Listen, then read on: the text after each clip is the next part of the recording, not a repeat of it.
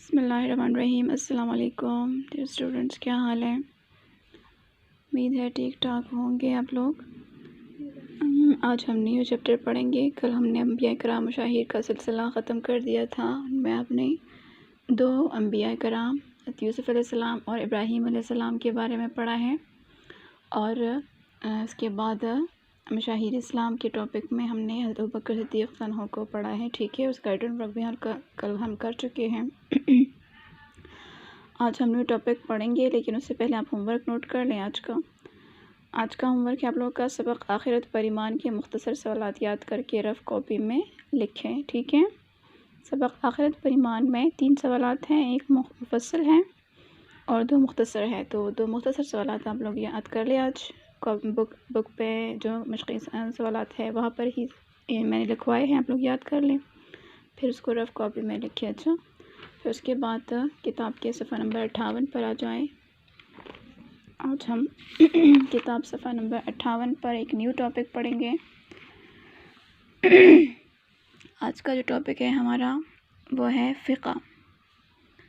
फ़िक़्ह जो है हमारे इस्लाम में, जिस तरह हमारा इस्लाम है और हम समझते हैं कि अल्लाह ताला की जो है एक है और उन्होंने नबी भेजे, अल्लाह ताला ने उन पे किताबें नाज़िल फरमाई हैं। जिस तरह हमारे अक़ाइद थे सारे 5 अक़ाइद जिस तरह हमने पढ़े थे ना, तो ये सब कुछ तो हमें पता है कि हम इंसान का वो ईमान जो है तब कंप्लीट होता है, मुकम्मल होता है जब वो अल्लाह पर ईमान रखे, मलाइक पर ईमान रखे, किताबों और आसमानी किताबों और रसूल पर ईमान रखे और आखिरत पर ईमान रखे। तो ये तो हर मुसलमान जानता है ना।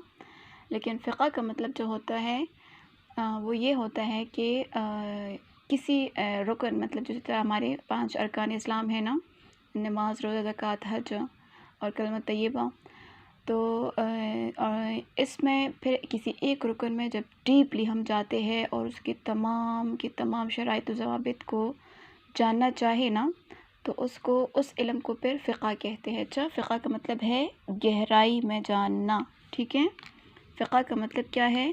गहराई में किसी बात को जानना। अच्छा, गहराई में किसी चीज़ की बहुत गहराई मालूम करना, तो गहराई मालूम करना या जानना। ठीक है, फ़िक़्ह का मतलब ये है। अब हमारे पास अरकान इस्लाम में सबसे पहले जो है कलमा तय्यबा है, फिर उसके बाद जो इबादत में आता है तो वो नमाज है।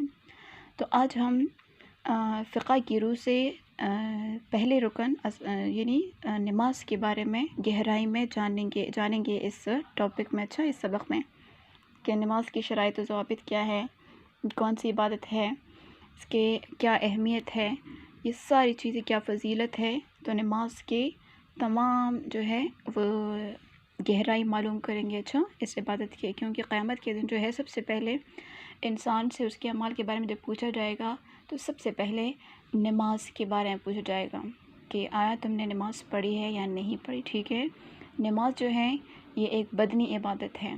नमाज कौन सी इबादत है? बदनी इबादत है। ठीक है, अल्लाह ताला की इबादत के मुख्तलिफ़ सूरतें हैं। शुक्र मतलब जिस तरह हम शुक्र अदा करते हैं तो ये ज़बानी इबादत है।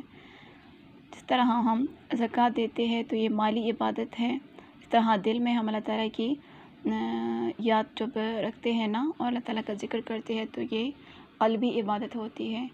तो इस तरीक़े से नमाज जो है ये बदनी इबादत है। आप लोग देखते हैं ना नमाज हम किस तरह पढ़ते हैं। हम खड़े होते हैं, जो है नमाज पर वज़ू करते हैं और पाक साफ़ जगह को जो है चुनते हैं, वहाँ पर खड़े होकर रुकू और सुजूद करते हैं और उसमें जो है हमारी उठक बैठक होती है, जो नमाज के तौर तरीक़े हैं सारे, तो ये हमारे बदन से अदा होते हैं ना, तो इसीलिए नमाज जो है ये बदनी इबादत है। ठीक है, तो अब इसमें हम पढ़ेंगे कि नमाज के क्या तौर तरीक़े, क्या शराइत व ज़वाबित है। ठीक है, फर्स्ट सेंटेंस को देखिए। अल्लाह ताला ने हमें बहुत सी नेमतों से नवाजा है ना। हमें नवाजा का मतलब है अता करना, यानी अल्लाह ताला ने ये दुनिया पैदा फरमाई है ना, हमारे वालिदैन, हमारे बहन भाई, हमें लिबास देता है, हमें रिज़्क़ देता है, हमारे लिए दुनिया जो है बनाई है, जिसमें आसमान, ज़मीन, सितारे, चाँद, सूरज, ये पानी, हर चीज़, मतलब एक भी नेमत ऐसी नहीं है जिसके बग़ैर हम ज़िंदा रह सकें या हम जो है उनके बग़ैर ज़िंदगी गुजार सकें। हर नेमत की हमें ज़रूरत पड़ती है इंसान को। ठीक है, और इंसान ही जो है इन तमाम नेमतों से फ़ायदा उठाता है। तो इट्स मीन कि अल्लाह ताला ने जो है ये तमाम नेमतें इंसान के लिए पैदा फरमाई हैं। और ये नेमतें हमें नवाजे हैं। हमें से मुराद यहाँ पर इंसान है। अच्छा, क्योंकि दरख्त हमारे बगैर ज़िंदा रह सकता है, दरख्त को हमारी ज़रूरत नहीं होती इंसान की, पानी को हमारी ज़रूरत नहीं है, लेकिन हमें दरख्तों की ज़रूरत होती है, पानी की ज़रूरत होती है, सूरज चाँद सितारों हर चीज़ की ज़रूरत सिर्फ़ इंसान को होती है। तो इसीलिए अल्लाह ताला ने जो ये नेमतें अता फ़रमाई है, इस दुनिया में पैदा की है, बेशुमार नेमतें, चाहे वो छोटी हो या बड़ी हो, सब जो है हमारे लिए फ़ायदेमंद हैं। तो इसीलिए इंसान को जो है अल्लाह ताला ने इन नेमतों से नवाजा है, यानी इनको अता की है ये नेमतें। जिस तरह हमें पैदा किया, हम अपनी बॉडी की तरफ देखें, आँखें, कान, नाक, मुँह जो है आप लोगों का, ये हमारी हर एक के अपने अपने काम होते हैं। सिर्फ आप लोग सोचें, आपके पास आँखें ना हो तो क्या आप इस दुनिया को देख सकते हैं? इस दुनिया की रंगीनियों को देख सकते हैं, दुनिया की खूबसूरती को देख सकते हैं? कुछ भी नहीं। अपने बदन का भी एक हिस्सा आप नहीं देख सकते फिर। तो छोटी सी एक हमारी बॉडी में एक छोटी सी चीज़ है, लेकिन पूरी दुनिया को ये देख सकती है। तो ये नेमत है तो छोटी फ़िज़िकली, लेकिन इसके जो फ़वाइद हैं, इनकी जो अहमियत है ना हमारी बॉडी में, तो ये सबसे ज़्यादा है। तो इसीलिए हमें पैदा किया है, हमें सेहत अता की है, जिस्मानी अज़ा दिए हैं। जिस्मानी अज़ा से हमारे मुराद हाथ, पैर, कान, ये सारी चीज़ें जो हैं अज़ा उज़ू की जमा हैं, जिसको हम इंग्लिश में ऑर्गन कहते हैं ना। तो ये कान, आँखें, हाथ और ये पैर, ये हमारी जिस्मानी अज़ा है। अच्छा, उज़ू की जमा यानी हिस्से भी लिख सकते हैं इस पर। जिस्मानी अज़ा, जिस्मानी हिस्से दिए हैं। रहने के लिए घर दिया है।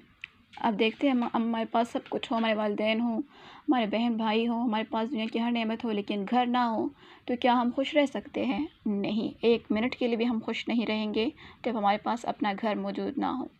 और इस घर की अहमियत तो उस बंदे से पूछा जा सकता है जो सड़क पर बैठ के भीख मांग रहा होता है, तो वो आपको बता सकेगा कि घर की अहमियत क्या है। लेकिन आप ख़ुद भी जस्ट इमेजिन करें एक मिनट के लिए कि आपका घर ना हो और आप खुले आसमान तले रहे, तो एक मिनट के लिए भी आप जो हैं हम खुश नहीं रह सकते।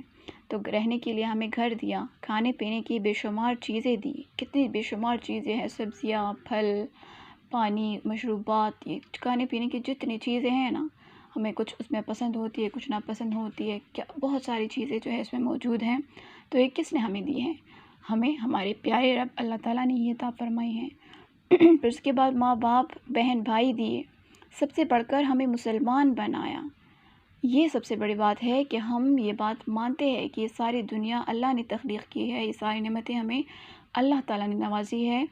तो ये जो सेंस है हमारा, ये मुसलमान जो हमें बनाया और इस पर हम शुक्र अदा करते हैं और ये सब बातें मानते हैं, तो ये भी हमें जो है फ़ायदा देती है और आखिरत में हमें इसका भी अजर मिलेगा कि हमने अल्लाह ताला की नेमतों का शुक्र अदा किया, उनको माना है, उनको इस्तेमाल किया है।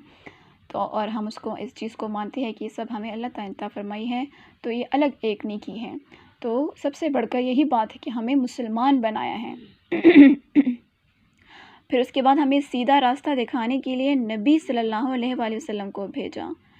ना सिर्फ मुसलमान बनाया, लेकिन मुसलमान रहे हम, लेकिन हम अल्लाह ताला की इबादत ना करें और सिर्फ बराए नाम ही मुसलमान रहें और अल्लाह ताला की नेमतों की शुक्र अदा ना करें, तो फिर हमारे कोई अमल जो है हमारे लिए फ़ायदा मंद नहीं हो सकते। लेकिन जब हमें सीधा रास्ता दिखाने के, सीधा रास्ता कौन सा है कि दीन का रास्ता जो है, इस्लाम का रास्ता जो है, अल्लाह ताला के अहकामात के मुताबिक ज़िंदगी गुजारने का जो रास्ता है, वो हमें किसने बताया है? आप लोग को पता है किसने बताया हमें? वो सिर्फ़ और सिर्फ हमारे नबी सल्लल्लाहु अलैहि वसल्लम, जो हमारे आखिरी पैगम्बर हज़रत मोहम्मद सल्लल्लाहु अलैहि वसल्लम हैं, जो मक्का शहर में पैदा हुए थे। और वो नबूवत का सिलसिला आप हम सब ने जो है सीरतुन नबी चैप्टर में पढ़ लिया है सब कुछ। तो नबी सल्लम को भेजा है और क़ुरआन नाज़िल फ़रमाया, और क़ुरआन जो है, अब नबी सल्लल्लाहु अलैहि वसल्लम जो हमारे अंदर मौजूद नहीं है, लेकिन क़ुरआन पाक तो मौजूद है ना, जो एक ज़िंदा और जावेद किताब है, जो एक जामे किताब है, जिसमें ज़िंदगी के रहने सहने की तमाम रहनुमा उसूल मौजूद हैं। वो हमारी ज़िंदगी के हर मामले में हमारी रहनुमाई करता है। तो ये क़ुरआन जो है हमारे अंदर मौजूद है, जिसकी रहनुमाई में हम ज़िंदगी को बेहतर से बेहतरीन बना सकते हैं। तो ये सबसे बड़ी नेमत है, ये क़ुरआन पाक।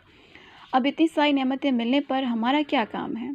आप लोग देखते हैं जब आपको कोई गिफ्ट देता है ना, कि बर्थडे होती है या कोई और इस तरह के फंक्शन वगैरह होते हैं, तो आप लोगों को जब आपके फ्रेंड्स गिफ्ट देते हैं, तो क्या आप लोग उससे गिफ्ट लेकर थैंक यू बोलते हैं ना? ऐसा तो नहीं होता ना कि कभी बस गिफ्ट ले ले और बस मुँह चढ़ा के ना उसको थैंक यू कहो, ना शुक्रिया अदा करो, ना ही उसको एक मुस्कुराहट दे दो, नहीं, हम ऐसे कभी भी गिफ्ट नहीं लेते, हम ज़रूर शुक्र अदा करते हैं। तो जब अल्लाह ताला ने हमें इतनी देर सारी नेमतें अता फ़रमाई हैं, तो फिर हमें भी चाहिए ना कि हम भी अल्लाह ताला का शुक्र अदा करें।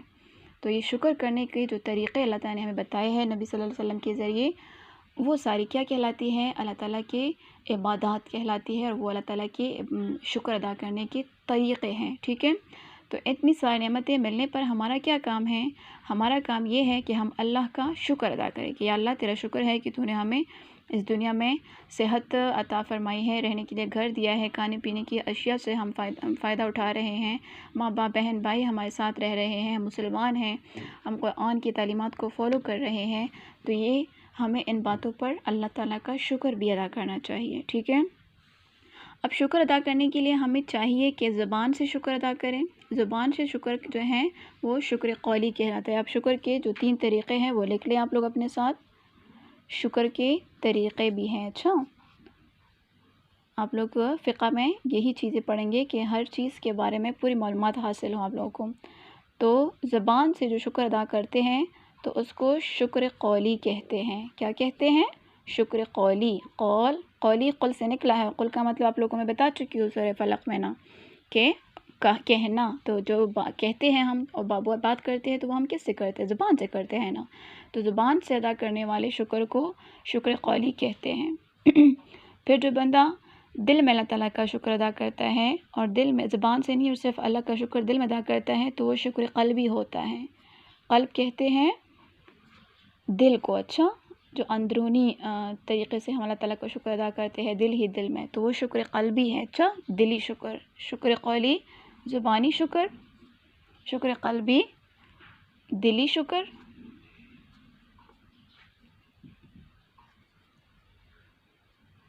और एक होता है नंबर 3 पे शुक्र फ़ैली। फ़ैल काम को कहते हैं। अच्छा, तो वो बदनी है, जो हम काम किस चीज़ से करते हैं? हम अपने बदनी एज़ा से जो है काम करते हैं ना, तो वो शुक्र फ़ैली जो है वो इबादत का होता है, ठीक है। बदनी इबादत, बदनी शुक्र जो होता है, बदनी शुक्र हम किस तरह अदा करते हैं? नमाज की सूरत में अदा करते हैं। अच्छा, हज की सूरत में अदा करते हैं, तो आप करते हैं हम। तो ये शुक्र बदनी है। ये शुक्र के 3 तरीक़े मैंने आपको बता दिए हैं। इन तमाम मतलब अगर हम ज़ुबान से शुक्र अदा करेंगे तो ये भी इबादत है, शुक्र कौली होगा। अगर हम दिल से अल्लाह ताला की इबादत करते हैं, अल्लाह ताला का ज़िक्र करते हैं, अल्लाह ताला की हम्द सना करते हैं दिल ही दिल में, तो ये शुक्र क़ल्बी हुआ।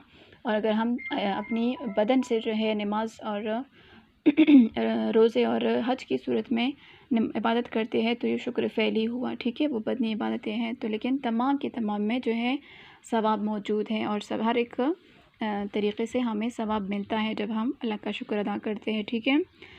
इसके तमाम अहकामात पर अमल करें। ज़ुबान से शुक्र अदा करें, उसके तमाम अहकामात पर अमल करें। उसके काम से मुराद यहाँ अल्लाह ताला के तमाम अहकामात है। अच्छा, अहकाम हुक्म की जमा है, जो अल्लाह ताला ने हमें इबादत करने का हुक्म दिया है ना, तो इस पर अमल भी करें, उसकी इबादत करें, यानी नमाज़ पढ़ें, रोज़ा रखें रमज़ान के महीने में, हज के दिनों में हज के लिए जाएं, और भी इस तरह बाकी इबादत नफली इबादत हैं, तो ये इबादत हमें करनी चाहिए। अल्लाह ने अपनी इबादत का तरीक़ा हमें नबी सल्लल्लाहु अलैहि वसल्लम के ज़रिए सिखाया, जिसको हम नमाज कहते हैं। अच्छा, इबादत का जो बेहतरीन तरीक़ा क्या है? वो नमाज है, जिसमें फ़राइज़ भी आते हैं, सुन्नतें भी आते हैं, वाजिबात भी आते हैं, नफली इबादत भी जो है हमारे नवाफ़िल, ये सारी नमाज की सूरत में हम अदा कर सकते हैं।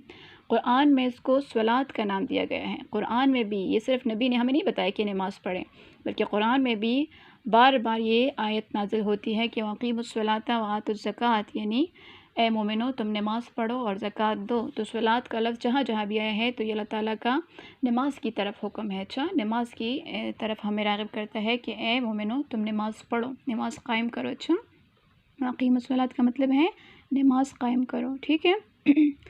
नमाज़ों के औक़ात हम पढ़ेंगे। अब डीपली हम जाते हैं नमाज की तरफ के नमाज हमने कब पढ़नी है, किस टाइम पढ़नी है, किस तरीक़े से पढ़नी है, कितनी कितनी नमाज़ पढ़नी है। तो ये सारी जो डिटेल है ये हम अभी इस कॉलम में जो मौजूद हैं कलरफुल, ये इसको फ़िक़्ह कहते हैं कि नमाज के बारे में हम डीपली जानें, गहराई में मालूम करें कि नमाज की क्या शराइत व ज़वाबित है, ठीक है। अब सबसे पहले जब इंसान उठता है तो वो दिन का आगाज़ करता है सुबह के वक्त से। सुबह के वक्त को क्या कहते हैं? फ़जर कहते हैं। तो फ़जर के वक्त तमाम अमाल से पहले सबसे पहले हमें अल्लाह ताला का शुक्र अदा करना चाहिए कि अल्लाह तेरा लाख लाख शुक्र है कि तूने मुझे वापस ज़िंदा ही उठाया है नींद से। तो इसके लिए सबसे पहले हम ये नहीं करते कि उठ के जल्दी से नाश्ता कर ले और कोई और काम कर ले, नहीं, सबसे पहले उठकर हम सिर्फ़ और सिर्फ अल्लाह की इबादत हमें करनी चाहिए, क्योंकि हम मुसलमान हैं। तो हमें अपने ठीक ठाक सेहतमंद और तंदुरुस्त बदन पर सबसे पहले फ़जर की नमाज़ पढ़नी चाहिए। फ़जर की नमाज़ सुबह की नमाज़ होती है। अच्छा, इस नमाज का वक्त सुबह सादिक़ से शुरू होता है। सुबह सादिक़ ये 4 बजे से शुरू होने वाला टाइम जो होता है, तो ये सुबह सादिक़ कहलाता है। सादिक़ सच्चे को कहते हैं, मतलब सुबह हो जाती है, अंधेरा जो है ख़त्म होने वाला होता है और सुबह शुरू हो जाती है रोशनी। तो ये सुबह सादिक़ का टाइम होता है, जो तकरीबन सर्दियों में ये 6 बजे का टाइम होता है, 5:30 का, और गर्मियों में 4 बजे से ही शुरू होता है। तो सुबह सादिक़ से शुरू होता है और सूरज निकलने से पहले तक बाकी रहता है। अभी जब सूरज निकला नहीं होता ना, आप लोग देखते हैं ना, सुबह सूरज 7 बजे या 6 साढ़े 6 बजे निकलता है ना, तो उससे पहले पहले हमें ये नमाज़ अदा करनी चाहिए। तो ये फ़जर का जो असल वक्त है वो यही वक्त है कि हम सुबह सादिक़ से नमाज़ शुरू कर लें और सूरज निकलने से पहले पहले इसको अदा कर ले, उसके बाद ये क़ज़ा हो जाती हैं। और फ़जर की नमाज़ में कितनी वो है रकात है, आप लोगों को पता है? 4 रकात हैं। कितनी रकात हैं? 4 रकात हैं। और इसमें 2 जो हैं सुन्नतें हैं, सबसे पहले 2 सुन्नतें और फिर 2 जो हैं फ़र्ज़ हैं। तो ये 4 रकात नमाज़ हम सुबह की नमाज़ में अदा करते हैं। अच्छा, फिर उसके बाद ज़ोहर का वक्त आता है। ज़ोहर का वक्त वो वक्त होता है, फिर ज़ाहिर है आप लोग देखते हैं ना, फ़जर के बाद जब है अब नाश्ता कर लेते हैं, फिर स्कूल आते हैं, तो स्कूल में तो हम नमाज़ नहीं पढ़ते। ये जो ड्यूरेशन अल्लाह ताला ने जो है दुनियावी कारोबार के लिए रखे हैं कि बच्चे स्कूल जाएँ, बड़े जो हैं औरतें घरों में अपने काम वगैरह कर ले, मर्द हज़रात जो है जाए और कमाई कर ले और अपने लिए रिज़्क़ तलाश करे। तो ये ड्यूरेशन अल्लाह ताला ने ज़रा ज़्यादा रखी है दूसरी नमाज़ के लिए, ताकि इंसान इसमें अपनी दुनियावी उमूर जो है कंप्लीट करें। तो फिर ज़ोहर का जो वक्त होता है वो कब शुरू होता है? ज़ोहर का वक्त ये जो हम स्कूल से चले जाते हैं ना, यहाँ पर जैसे आप लोग देखते हैं ना 8 पीरियड में अज़ान हो जाती है, तो फिर उसके बाद जैसे ही हम घर जाते हैं तो ज़ोहर का वक्त शुरू होता है। तो ये वक्त जो है फिर हमारी दुनियावी उमूर का के ख़त्म होने का टाइम हो जाते हैं, अपने काम कंप्लीट कर लेते हैं। तो सबसे पहले हमें फिर क्या करना चाहिए? ज़ोहर की नमाज़ अदा करनी चाहिए। ज़ोहर ये जो दोपहर का टाइम होता है, तो इस नमाज में फिर 10 रकात होती हैं। कितनी रकात होती हैं? 10 रकात। ये 10 रकात की नमाज़ होती है, जिसमें 4 सुन्नतें, 4 फ़र्ज़ और फिर 2 और सुन्नतें, ठीक है? तो ये तकरीबन ये जो है फुल 10 रकात बन जाती हैं। तो इस नमाज का वक्त दोपहर सूरज ढलने के बाद से शुरू होता है। सूरज जब थोड़ा सा ढल जाए ना, ये 12 बजे तक जो होता है, ये बिल्कुल उरूज का टाइम होता है, सूरज का बिल्कुल आसमान के दरमियान में होता है। फिर थोड़ा सा हिल जाता है, तो ये 1 o'clock से ये इस नमाज का टाइम शुरू होता है। 1 बजे से 3 बजे तक 3 घंटों का टाइम जो है ये ज़ोहर की नमाज के लिए होता है। तो इस नमाज का वक्त दोपहर सूरज ढलने के बाद जो थोड़ा सा गुरूब होना शुरू हो जाता है, तो सूरज ढलने के बाद शुरू होता है और साए के दुगना होने तक बाकी रहता है। जब हम देखते हैं कि हमारा साया 2 गुना हो जाता है, जब सूरज ज़रा टेढ़ा हो जाता है ना ढलने के बाद, तो ये हम जब उसके सामने खड़े होते हैं तो हमारा साया 2 गुना होता है, लंबा सा साया होता है। तो इस ड्यूरेशन तक हम इस नमाज को अदा कर सकते हैं, ठीक है। तो उसके बाद असर है। असर का वक्त जो है ये 4 बजे से 5 या 5:30 तक होता है, ठीक है। फिर उसके ये भी 4 रकात की नमाज़ होती है। तो इस नमाज का वक्त ज़ोहर के वक्त के बाद से शुरू होता है और सूरज गुरूब होने से पहले तक बाकी रहता है। इसका जो है ये उलट है बिल्कुल, ये फ़जर के। ये सूरज जैसे ही गुरूब होने शुरू हो जाता है ना, तो उससे पहले पहले हमें ये नमाज़ पढ़नी चाहिए। तो इस नमाज का वक्त ज़ोहर के वक्त के बाद से शुरू होता है और सूरज गुरूब होने से पहले तक बाकी रहता है, तकरीबन 6 बजे तक ये टाइम रहता है। फिर उसके बाद मगरिब का वक्त है। मगरिब जो है बिल्कुल असर से जैसे ही सूरज गुरूब होता है ना, तो ये इस नमाज का वक्त शुरू हो जाता है और ये बहुत शॉर्ट टाइम होता है। अच्छा, मगरिब की नमाज में 5 रकात होती हैं। कितनी रकात होती हैं? ये सारे जो हैं फ़र्ज़ हैं और मगरिब की उसमें जो है 5 रकात होती है, 3 फ़र्ज़ होते हैं और 2 सुन्नतें होती हैं। इस नमाज का वक्त सूरज गुरूब होने के बाद से आसमान में सफ़ेदी ख़त्म होने तक बाकी रहता है। जब सूरज गुरूब होता है ना, तो डायरेक्टली अंधेरा नहीं होता, बल्कि आधे या इस तरह 45 मिनट के लिए थोड़ा सा सफ़ेदी होती है आसमान में, तो इस वक्त ये भी मतलब ये सितारे नज़र नहीं आते। तो उस ड्यूरेशन में इस मगरिब की नमाज़ का बहुत शॉर्ट सा टाइम होता है, थोड़ा सा ही टाइम होता है, तो इसमें ये 5 रकात हम अदा करते हैं। तो इस नमाज़ का वक्त सूरज ग़ुरूब होने के बाद से आसमान में सफ़ेदी ख़त्म होने तक बाक़ी रहता है। फिर जैसे ही आसमान में सफ़ेदी ख़त्म हो जाती है और अंधेरा छाना शुरू हो जाता है, तो फिर इशा की नमाज़ का वक्त शुरू होता है और इसमें 9 रकात होती हैं। कितनी रकात होती हैं? 9 रकात, जिसमें 4 फ़र्ज़, 2 सुन्नतें और 3 वाजिब होते हैं। वितर हम इसको कहते हैं। अच्छा, तो 3 वितर होती हैं। इस नमाज का वक्त ग़ुरूब आफ्ताब के बाद आसमान से सफ़ेदी ख़त्म होने के बाद से सुबह सादिक तक बाक़ी रहता है, यानी पूरी रात में हम इस नमाज़ को पढ़ सकते हैं किसी भी टाइम। इसका ड्यूरेशन ज़्यादा है।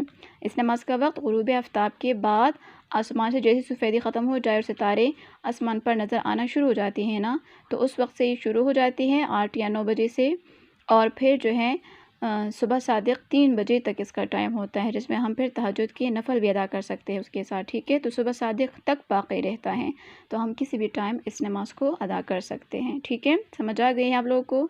नमाज के औक़ात, उनकी रकात, उनकी डिटेल हमने पढ़ ली, और कितनी नमाज़ें हैं। दिन में 5 नमाज़ें फ़र्ज़ है, और ये इनके औक़ात है, और मैंने उनको इनकी डिटेल आपको बता दी। आज की क्लास में इतना काफ़ी है। कल इंशाअल्लाह आगे कंटिन्यू करेंगे। अल्लाह हाफ़िज़।